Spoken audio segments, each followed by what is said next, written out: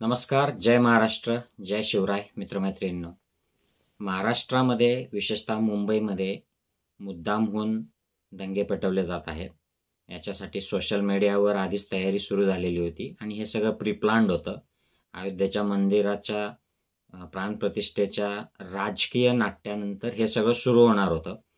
कारण महाराष्ट्रामध्ये आणि बिहारमध्ये भाजपला सीट्स कमी होत आहेत आणि काहीही करून पक्ष फोडून सगळ्या राजकीय खेळ्या करून ईडी सीबीआय लावून गोदी मीडिया लावून त्यांचा आकडा वाढत नाहीये. आत्ताचा जो लेटेस्ट आकडा आला आहे 48 मधल्या फक्त 8 सीट्सवर ते डेफिनेटली जिंकू शकतात.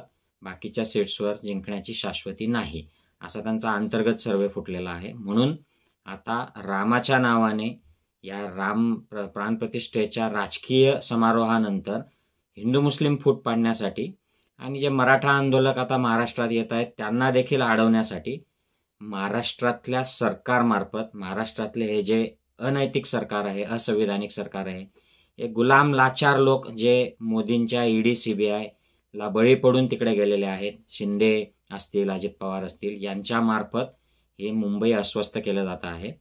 मुंबईमध्ये मुसलमान लोकांना टार्गेट केलं जात आहे आणि काही भाडोत्री गुंड बंदुका लावून मुस्लिम वस्त्यांमध्ये जाऊन गोंधळ करतायत. हे दिसतंय आणि जे काय ऑथेंटिक जे सोर्सेस आहेत त्यातून माहिती देखील पुढे येते. आणि भक्त जो मीडिया आहे किंवा अंधभक्त व्हॉट्सअपवरचे ते फक्त त्या ज्या पोस्ट आहेत की जिथे काही मुस्लिम लोक भगवा गाड्यांवर हल्ले करतायत, तर हे सगळं जे अरेंज केलेलं सगळं जे आहे नाट्य याच्या पोस्ट सर्क्युलेट करून द्वेष पसरवत आहेत. या असं आता वातावरण निर्मिती महाराष्ट्रामध्ये केली जाते आहे.